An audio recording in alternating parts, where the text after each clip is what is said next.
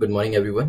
Current affairs to MCQ की series में हम 20th ऑफ अगस्त पे पहुंच चुके हैं और यहाँ पर पूरी जो न्यूज है उसको हम एमसीक्यू के थ्रू कवर करेंगे।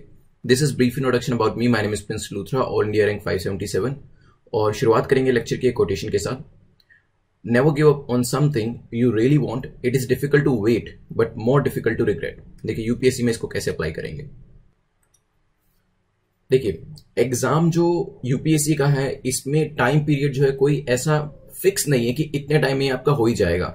कई लोग फर्स्ट अटेम्प्ट में भी कर लेते हैं, कई लोगों को 3 अटेम्प्ट भी लग जाते हैं, 5 साल भी लग सकते हैं, 7 साल भी लग सकते हैं और ज्यादा भी टाइम कुछ लोगों ने लिया और उसके बाद जाके इस एग्जाम को क्रैक किया। तो आपके पास ऑप्शंस ये 2 ही हैं, या तो आप इसके लिए मेहनत करते रहिए या फिर आप इसे क्विट करके निकल जाइए। एंड आई नो कि अगर 2 या 3 अटेम्प्ट के बाद नहीं होता है एग्जाम तो एक फ्रस्ट्रेशन जो है आने लगती है, लेकिन बिलीव मी अगर आप इसको क्विट कर देते हैं ना तो आगे चल के लाइफ में आपको ऐसा लगेगा कि मेरे 2 अटेम्प्ट या 3 अटेम्प्ट बचे हुए थे, काश मैं वो दे देता। हो सकता है मेरा लास्ट अटेम्प्ट जो बचा हुआ था वो मैं दे देता, मेरा उसमें निकल जाता। बिकॉज ऐसा बहुत बार देखा गया कि लोगों ने लास्ट अटेम्प्ट में भी निकाला है, 5th अटेम्प्ट में, 6th में और उसके बाद अटेम्प्ट जो दिए गए उसमें भी इस एग्जाम को पास किए हैं। तो यहाँ पे चॉइस जो है वो ये दे रखी है कि देखिए वेट करना मुश्किल होता है, 5 साल किसी एग्जाम के लिए वेट करना, उसको क्रैक करने के लिए 7 साल वेट करना बहुत डिफिकल्ट है, डेफिनेटली आई अग्री। लेकिन जो बाद में रिग्रेट होगा ना, मान लीजिए आप 3 अटेम्प्ट देने के बाद निकल गए इसमें से कि ठीक है मैं और नहीं देना चाहता, मेरा एग्जाम नहीं हो रहा है, लेकिन हो सकता है आगे चल के 10 साल के बाद, 12 साल के बाद आपको ऐसा लगे कि काश मैं दे देता। मान लीजिए 10 साल के बाद एक टॉपर निकलता है जिसने अपने 6th अटेम्प्ट में इस एग्जाम को निकाला, तो उसको देख के आपको ये फीलिंग जरूर आएगी कि काश मैं भी 3 अटेम्प्ट के बाद क्विट नहीं करता और इस एग्जाम को देता। हो सकता है 4थे अटेम्प्ट में, 5वें या 6ठे अटेम्प्ट में मैं भी टॉप कर जाता। तो रिग्रेट जो होता है ना उसको टॉलरेट करना बहुत ज्यादा मुश्किल होता है। जो वेट है ये भी डिफिकल्ट होता है but still it is manageable. तो यहां पे डिसाइड आपको करना है कि जो डिफिकल्टी वेट करने में जो प्रॉब्लम्स आपको आ रही हैं उसको आप फेस करना चाहते हैं या आगे चल के जो रिग्रेट होता है उसको आप फेस करना चाहते हैं। चलिए आज के टॉपिक्स देख लेते हैं। तो माली के ऊपर एक क्वेश्चन हम डिस्कस करेंगे, एनडीएमपी के ऊपर एक क्वेश्चन है, पीएम केयर्स फंड के ऊपर भी हम डिस्कस करेंगे। देन धनवंतरी रथ जो था ये भी न्यूज में दिया गया था, डिसीजेस के ऊपर भी है question, thalassemia. Then DQL that is digital quality of life के बारे में 2 क्वेश्चन हम डिस्कस करने वाले हैं। देन इसके बाद गवर्नमेंट इनिशिएटिव देखेंगे रिलेटेड टू इंटरनेट, क्या क्या लिए गए हैं, आर्या रैंकिंग के बारे में देखेंगे और all India institute of Ayurveda को भी हम डिस्कस करेंगे और फाइनली सब कुछ रिवाइज करेंगे। जो मार्किंग स्कीम है वो आप जानते हैं 6 या 6 से ज्यादा आपको स्कोर करना है। लेस देन 6 आपका स्कोर आता है तो इसे दोबारा से अटेम्प्ट कर लीजिएगा और वैसे भी 24 आवर्स के बाद रिवीजन पर्पस के लिए इसे दोबारा से आप अटेम्प्ट करिएगा। चलिए फर्स्ट क्वेश्चन पे चलते हैं। The first question talks about Mali. पूछा गया ज्योग्राफी का यहाँ पे एक क्वेश्चन है ज्योग्राफी की लोकेशन से कंसर्निंग। माली को लेके पूछा गया कि माली के बॉर्डर को कौन कौन सी कंट्रीज टच करती हैं। देखिए अभी जो माली के प्रेसिडेंट है उन्होंने अपना रेजिग्नेशन जो है वो अनाउंस कर दिया क्योंकि वहां पे एक मिलिट्री कू हुआ है। 2 महीने से लोग डेमोन्स्ट्रेशन कर रहे थे कि यहाँ के जो प्रेसिडेंट है उनको हट जाना चाहिए और फाइनली ये जो उन्होंने एक अनाउंसमेंट कर दिया, इसलिए माली जो है इंपॉर्टेंट हो जाता है ज्योग्राफी पर्सपेक्टिव से। तो यहाँ पे कौन कौन सी कंट्रीज माली के बॉर्डर को टच करती है, क्या अल्जीरिया टच करती है, सेनेगल, नाइजर, बुर्किना फासो। सोचिए। चलिए तो यहाँ पे एक बार लोकेशन देख लीजिए, तो ये माली है, ठीक है, ऊपर अल्जीरिया टच कर रहा है, देन नीचे ईस्टर्न साइड पे नाइजर, देन बुर्किना फासो भी है यहाँ पर और यहाँ पे सेनेगल भी थोड़ा सा टच कर रहा है। तो ये सारी कंट्रीज जो है वो टच करती है माली बॉर्डर को। तो अल्जीरिया कहां पर है, नॉर्थ ईस्ट डायरेक्शन के अंदर है, देन नाइजर नॉर्थ ईस्ट में, बुर्किना फासो साउथ ईस्ट के अंदर है, आइवरी कोस्ट भी टच कर रहा है, गिनी साउथ वेस्ट के अंदर है, सेनेगल जो है वेस्ट के अंदर है एंड देन मॉरिशनिया जो है नॉर्थ वेस्ट के अंदर है। ध्यान रखिएगा। तो ये माली की लोकेशन है जो कि काफी इंपॉर्टेंट है। बैकग्राउंड भी आपको पता चल गया अभी। तो हमारा आंसर क्या हो जाएगा, आंसर विल बी डी, क्योंकि सारी ही कंट्रीज जो ये हमने नाम दिए थे वो टच कर रही हैं किसको, माली को। अगर माली के कुछ रिसोर्सेज के बारे में बात करें तो गोल्ड के लिए जाना जाता है। अफ्रीकन नेशंस में कहा जाता है कि 3rd लार्जेस्ट गोल्ड जो है वो यहीं पे यही प्रोड्यूस करता है और साथ में ही सोल्ट जो होता है वो भी उसके लिए भी ये जाना जाता है। चलते हैं नेक्स्ट क्वेश्चन के ऊपर, विच इज सेकंड क्वेश्चन पे चलते हैं। विच of the following statement is और आर करेक्ट अबाउट एनडीएमपी। तो नेशनल डिजास्टर मैनेजमेंट प्लान के बारे में कौन सी स्टेटमेंट सही है ये पूछा गया है। फर्स्ट स्टेटमेंट कहती है NDMP was first released in 2014। 2014 में पहली बार इसको लॉन्च किया गया था, हो सकता है। एनडीएमपी 2019 जो 2019 का एनडीएमपी है वो इनकॉर्पोरेट करता है प्राइम मिनिस्टर का 10 point agenda for disaster risk reduction, ये भी हो सकता है।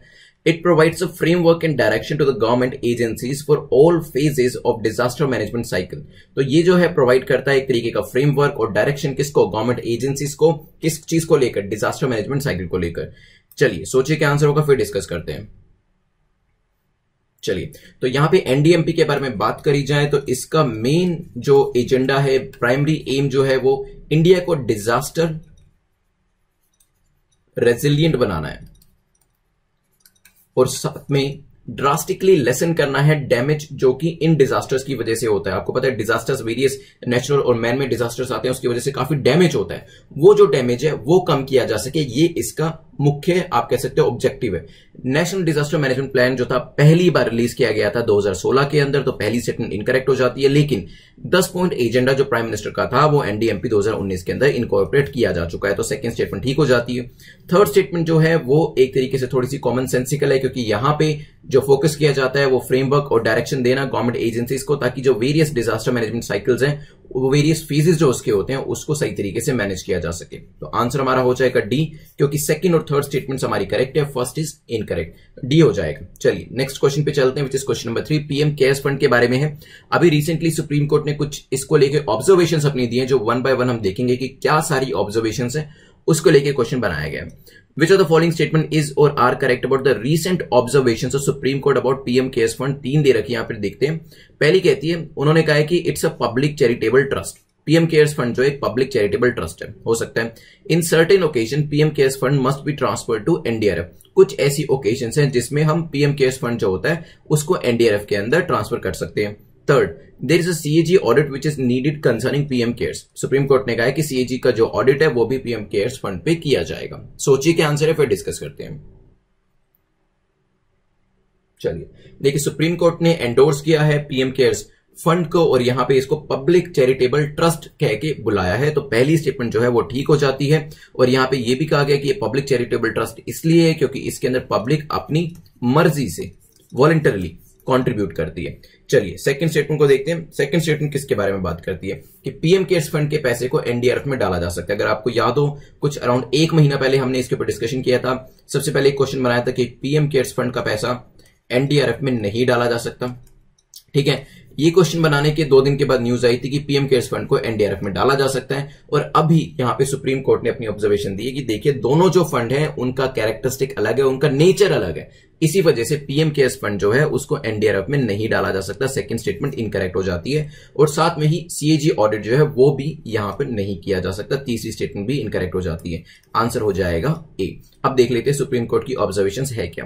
पीएम केयर्स फंड को सबसे पहले तो पब्लिक चैरिटेबल ट्रस्ट कहा गया है फंड्स, क्योंकि इसके ना वॉलंटरली दिए जाते हैं, ध्यान रखिएगा।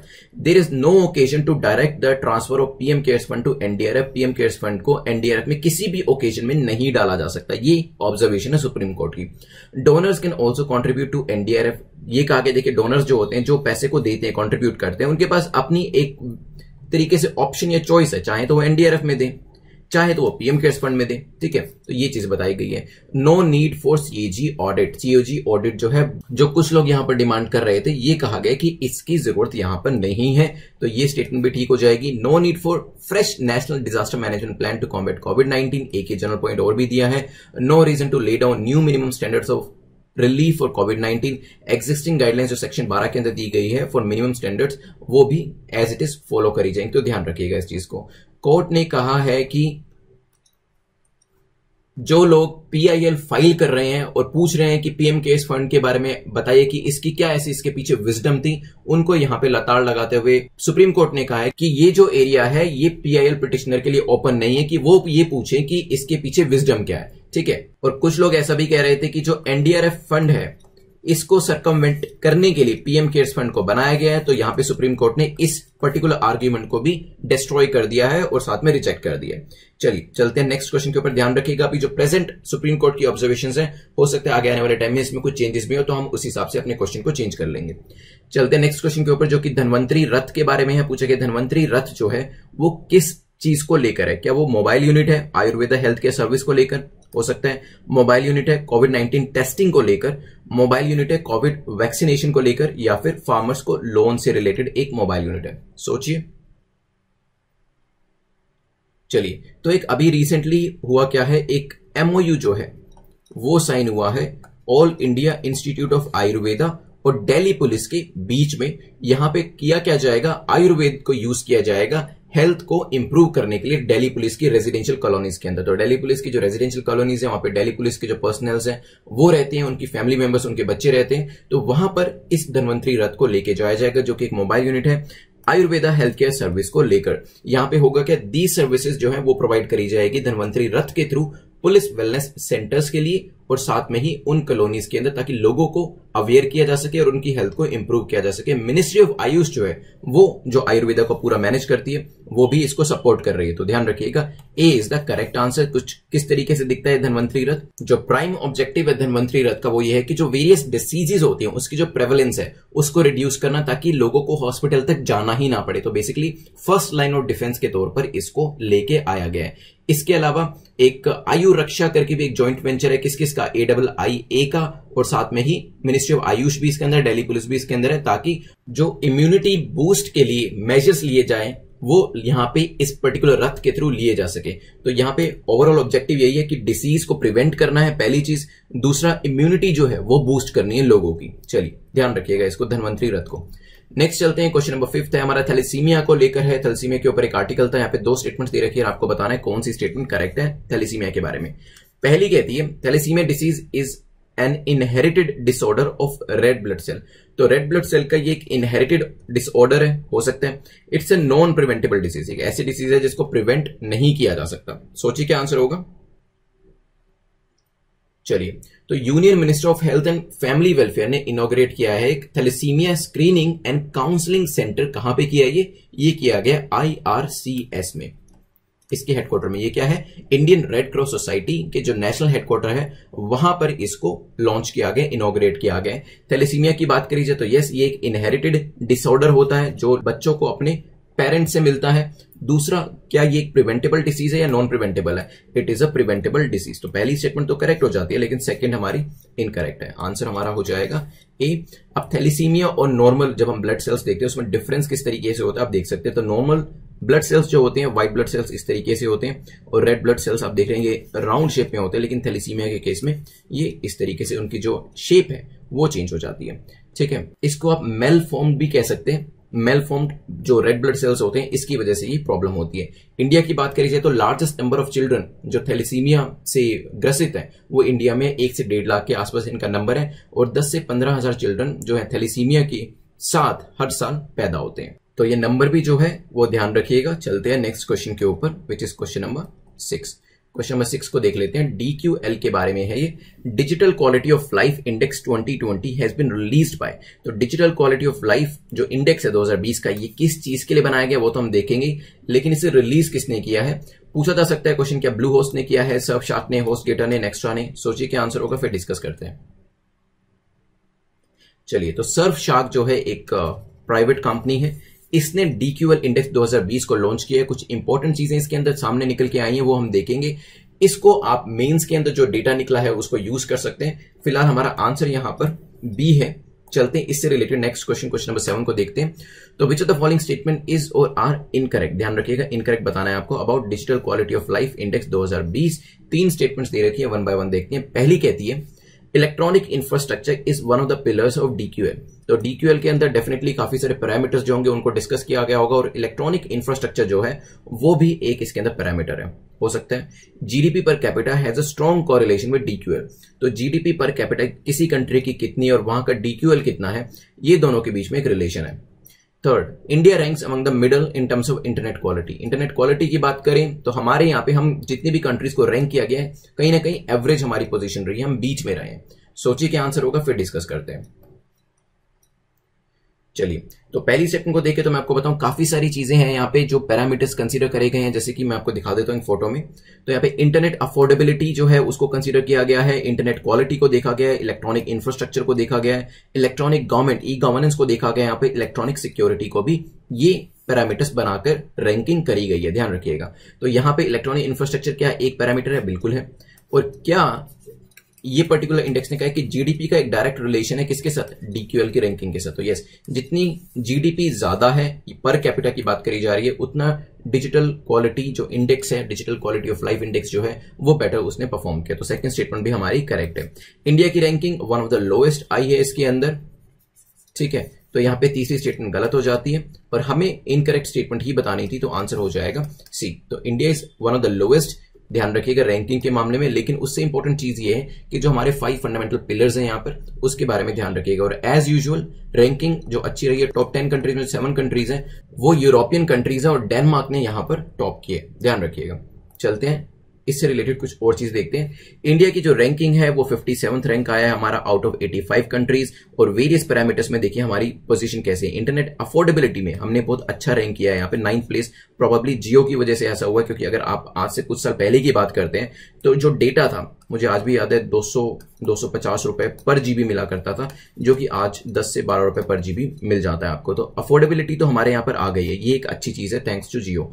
इंटरनेट क्वालिटी की बात करें तो वो उतनी अच्छी नहीं है यहाँ पर अभी। अगर आप देखेंगे डाउनलोड अपलोड स्पीड पिंग देखेंगे तो वो उतना बेटर नहीं है compare to other countries. Infrastructure भी हमारा उतना ज्यादा अच्छा नहीं है। इलेक्ट्रॉनिक सिक्योरिटी के अंदर हम पीछे हैं। लेकिन अभी जो प्रेजेंट गवर्नमेंट है हमारी, वो ई गवर्नेंस के ऊपर आप जानते हैं रोज कोई ना कोई नया इनिशिएटिव ले आते हैं, तो इसके अंदर हम काफी अच्छा परफॉर्म कर रहे हैं। तो आप जब मेंस का आंसर लिखेंगे ना डिजिटल इंफ्रास्ट्रक्चर के अंदर या डिजिटल गवर्नेंस के ऊपर क्वेश्चन आता है, तो इस चीज को जरूर मेंशन करिएगा कि 2 चीजों में हम बहुत अच्छा परफॉर्म कर रहे हैं, इंटरनेट अफोर्डेबिलिटी और हमारी गवर्नमेंट जो है वो बहुत अच्छा काम कर रही है, क्योंकि ई गवर्नेंस के लिए काफी सारे इनिशिएटिव लिए गए हैं। जैसे मैं आपको बताऊं, डिजी लॉकर है हमारे पास, भीम ऐप है, ई क्रांति है ये, और साथ में पंचायत के अंदर भी हम ई पंचायत लेके आए हैं। वहां पर भी जो ब्रॉडबैंड की सर्विसेज है वो प्रोवाइड करी जा रही है। इस तरीके से ये जो 2 पैरामीटर्स हैं काफी अच्छा परफॉर्म करते हैं हम इसमें। लेकिन हमें ध्यान कहां देना है, इंटरनेट क्वालिटी में हमें ध्यान देना है, इंफ्रास्ट्रक्चर में और इलेक्ट्रॉनिक सिक्योरिटी में हमें ध्यान देना है। चलिए इसी से मिलता जुलता एक और क्वेश्चन देखते हैं, क्वेश्चन नंबर 8। यहां पे आपको वेरियस पेयर्स दिए गए हैं, क्योंकि हमने ई गवर्नेंस के अंदर काफी अच्छा यहां पे परफॉर्म किया है। तो गवर्नमेंट इनिशिएटिव जो है, जो कि एग्जाम में मेंस में भी आपको लिखने पड़ेंगे, उसके बारे में पूछा गया कि कौन सा इनिशिएटिव किस चीज से लेकर रिलेट करता है। तो यहां पे डिजी लॉकर कह रहा है कि मनी से रिलेटेड है, भीम जो है डिजिटल पेमेंट से रिलेटेड है, ई क्रांति जो है वो ई गवर्नेंस से रिलेटेड है। सोचिए क्या आंसर होगा, फिर डिस्कस करते हैं। चलिए तो सबसे पहले देखते हैं डिजी लॉकर। देखिए डिजी लॉकर मनी से रिलेटेड नहीं है, इनकरेक्ट हो जाता है। इसके अंदर आप अपने डॉक्यूमेंट्स को सेव करके रख सकते हैं एक तरीके से डिजिटल फॉर्म में। बहुत बार ऐसा होता है कि हमें कोई एग्जाम का फॉर्म भरना होता है या कोई भी हमें एक पर्टिकुलर डॉक्यूमेंट अपना चाहिए होता है, लेकिन क्योंकि हम जॉब के लिए बाहर रह रहे होते हैं, किसी भी रीजन से, पढ़ाई की वजह से बाहर रह रहे होते हैं, और फिर जो डॉक्यूमेंट्स होते हैं ओरिजिनल वो हमारे घर पे रखे होते हैं। उसका एक सोल्यूशन ये है कि गवर्नमेंट ने आपको एक डिजी लॉकर प्रोवाइड किया है कि आप अपनी मार्कशीट्स हो गई, अपने इंपॉर्टेंट डॉक्यूमेंट्स हो गए, आधार कार्ड हो गए, इन सबको इस डिजी लॉकर के अंदर डिजिटल फॉर्म में रख सकते हैं। ये आपका सेफ रहेगा, इसमें ऐसा कोई थर्ड पार्टी का इन्वॉल्वमेंट जो है वो नहीं रहेगा, ध्यान रखिएगा। तो डिजी लॉकर जो है आपके डॉक्यूमेंट्स को डिजिटल फॉर्म में सेव करने के लिए गवर्नमेंट ने बहुत अच्छी सर्विस प्रोवाइड करी है। तो पहली स्टेप यहाँ पे जो मैच है वो इनकरेक्ट हो जाता है। भीम एक दूसरी अच्छी सर्विस है, अगर आप यूज करेंगे इस पर्टिकुलर एप्लीकेशन को, मैं भी खुद भी भीम को बहुत ज्यादा यूज करता हूं compare to other application, Google हो गया, पेटीएम हो गया, उससे ज्यादा भीम को यूज करता हूं। It's a very good application जो कि गवर्नमेंट ने बनाई है। सेकंड स्टेटमेंट जो हमारी है वो करेक्ट हो जाती है, और ई क्रांति ई गवर्नेंस को लेके है। तो आंसर हमारा हो जाएगा डी। सेकंड और थर्ड स्टेटमेंट जो पेयर्स है हमारे करेक्ट है, फर्स्ट इज इनकरेक्ट। चलते हैं नेक्स्ट क्वेश्चन को देखते हैं जो कि आर्या 2020 रैंकिंग के बारे में है। तो यहाँ पे आर्या 2020 रैंकिंग के बारे में पूछा गया कि कौन कौन से पैरामीटर्स जो है इसके लिए हमने कंसीडर करें। आर्या का यहाँ पे फुल फॉर्म क्या है, Atal ranking of institution on innovation achievement 2020 की जो रैंकिंग है। देखिए जब भी रैंकिंग करी जाएगी कोई ना कोई पैरामीटर्स तो कंसीडर कर ही जाएंगे। तो यहाँ पे 4 पैरामीटर्स दिया, पूछा गया कि इस रैंकिंग के अंदर हमने कौन कौन से पैरामीटर्स को इंक्लूड किया। क्या इंफ्रास्ट्रक्चर को इसमें लिया है, what about awareness, promotion, budget. सोचिए क्या आंसर होगा, फिर डिस्कस करते हैं। चलिए तो वाइस प्रेसिडेंट ऑफ इंडिया ने अभी आर्या रैंकिंग को अनाउंस किया है 2020 की। रिजल्ट जो है इसके वो इवेल्युएट करे गए हैं 7 पैरामीटर्स के बेस पे, जिसमें बजट भी है और साथ में और क्या है, फंडिंग सपोर्ट भी एक पैरामीटर है, इंफ्रास्ट्रक्चर भी एक पैरामीटर है, फैसिलिटीज भी एक पैरामीटर है, अवेयरनेस भी एक इसके अंदर पैरामीटर है। देन प्रमोशन भी एक इसके अंदर पैरामीटर है। Finally support for idea generation and innovation भी पैरामीटर्स ऐसे हैं जो इसके अंदर कंसीडर करे गए हैं। तो ये चारों पैरामीटर्स जो हैं वो आर्या रैंकिंग के अंदर कंसीडर करे गए हैं। आंसर हमारा हो जाएगा डी। अनाउंस किसने किया? हमारे वाइस प्रेसिडेंट ने किया है, Atal ranking of institutions on innovation achievement. अब बात करें जाए टॉपर्स की, तो आईआईटी मद्रास ने यहां पे टॉप पोजीशन लिया उन्होंने under the category of institutes of national importance, central universities and central funded technical institute. 3 category के अंदर आईआईटी मद्रास जो है वो टॉप पे आया है। इंस्टीट्यूट ऑफ केमिकल टेक्नोलॉजी जो मुंबई में है, इसको टॉप पोजीशन मिली है अगर हम कैटेगरी की बात करें government and government aided universities के अंदर। देन कॉलेज ऑफ इंजीनियरिंग जो पुणे के अंदर है, इसको टॉप पोजीशन मिली है अंडर गवर्नमेंट एडेड कॉलेज। तो वेरियस कैटेगरीज है। गवर्नमेंट एडेड कॉलेज के अंदर कॉलेज ऑफ इंजीनियरिंग पुणे ने टॉप पोजीशन पाई है। फिर हमने देखा प्राइवेट और सेल्फ फाइनेंस यूनिवर्सिटीज के अंदर Kalinga institute of industrial technology जो भुवनेश्वर में है, उसने टॉप किया है। Similarly private and self finance college के अंदर जो एक और पोजीशन मिली है यहां पर, वो किसको मिली है? एसआर इंजीनियरिंग कॉलेज को। ध्यान रखिएगा ये भी। तो यहां पे प्राइवेट यूनिवर्सिटी की बात करें टॉप किसने किया? Kalinga institute of industrial technology ने। Private college self finance college की बात करी जाए तो एसआर इंजीनियरिंग कॉलेज वारंगल। इतनी ज्यादा इंफॉर्मेशन शायद ना पूछी जाए, लेकिन आईआईटी मद्रास के बारे में पूछा जा सकता है, तो इसके बारे में ध्यान रखिएगा। 3 कैटेगरीज में इसने टॉप किया आर्या रैंकिंग के अंदर। आज के लास्ट क्वेश्चन पे चलते हैं। Last question talks about all India institute of Ayurveda, क्योंकि अपने धन्वंतरी रथ के बारे में हमने क्वेश्चन किया था, तो इसी वजह से इस पे भी क्वेश्चन पूछा जा सकता है। पहली स्टेटमेंट कहती है it is an autonomous organisation under the ministry of AYUSH. Ministry of AYUSH के अंदर ये एक ऑटोनमस ऑर्गेनाइजेशन है, हो सकता है। It aims at bringing a synergy between traditional wisdom of Ayurveda and modern tools and technology. तो ये बेसिकली क्या, ट्रेडिशनल नॉलेज हमारी जो है और जो मॉडर्न टेक्नोलॉजी है हमारी, उसको दोनों को एक साथ लाकर बेसिकली एक सिनर्जी क्रिएट करके सॉल्यूशन प्रोवाइड करने की कोशिश करती है। हो सकता है इसका जो हेडक्वार्टर आप कह सकते हैं वो गुरुग्राम में लोकेट करता है। सोचिए क्या आंसर होगा इसका, फिर डिस्कस करते हैं। चलिए, तो यहां पे all India institute of Ayurveda है, तो पहली स्टेटमेंट जो है मिनिस्ट्री ऑफ आयुष के अंदर एक ऑटोनमस ऑर्गेनाइजेशन है, तो पहली स्टेटमेंट बिल्कुल ठीक है। और यहां पे जो ट्रेडिशनल नॉलेज है हमारी और मॉडर्न टेक्नोलॉजी है, दोनों को ये साथ में लाके सॉल्यूशन प्रोवाइड करने की कोशिश करती है, एक सिनर्जी क्रिएट करने की कोशिश करती है, बिल्कुल ठीक है। लेकिन जो लोकेशन है इसकी, location is not Gurugram, it is new Delhi. ध्यान रखिएगा, आंसर हो जाएगा हमारा बी। 10 क्वेश्चंस कंप्लीट होते हैं। आई होप आपने अच्छा स्कोर किया होगा। जैसा भी स्कोर किया कमेंट सेक्शन में जरूर लिखिएगा। आप विद इन 2 मिनट्स में से रिवाइज करेंगे, इसको मिस नहीं करना है रिवीजन को आपने। रिवीजन के बाद हम क्वेश्चन ऑफ द डे देखेंगे और विनर ऑफ द डे को भी देखेंगे। तो यहाँ पे सबसे पहले माली के बारे में देखा था। यहाँ के प्रेसिडेंट जो है मिलिट्री कू हुआ है, यहाँ पे अनाउंस किया उन्होंने कि हम रिजाइन करेंगे। अभी लोगों की भी यहाँ पे ये मांग थी। तो माली की लोकेशन देखी थी हमने, सारी कंट्रीज जो थी right from Algeria to Niger, Burkina Faso and Senegal touch कर रही थी माली को। काफी इंपॉर्टेंट लोकेशन हो जाती क्योंकि न्यूज में थी ये रीजन। एनडीएमपी के बारे में देखा था, नेशनल डिजास्टर मैनेजमेंट प्लान 2016 में आया था। 10 पॉइंट एजेंडा जो प्राइम मिनिस्टर का है वो भी इसके अंदर इंक्लूड किया गया है। साथ में ही ये फ्रेमवर्क प्रोवाइड करता है गवर्नमेंट एजेंसीज को कि भाई डिजास्टर मैनेजमेंट साइकिल के जो वेरियस फेजेस होते हैं उसको आप कैसे मैनेज करोगे, इंडिया को डिजास्टर रेजिलिएंट बनाना, और जो डैमेज होते हैं डिजास्टर्स की वजह से, उस डिजास्टर के जो डैमेजेस होते हैं उसको मिनिमम करना, ये मुख्य काम होता है एनडीएमपी का।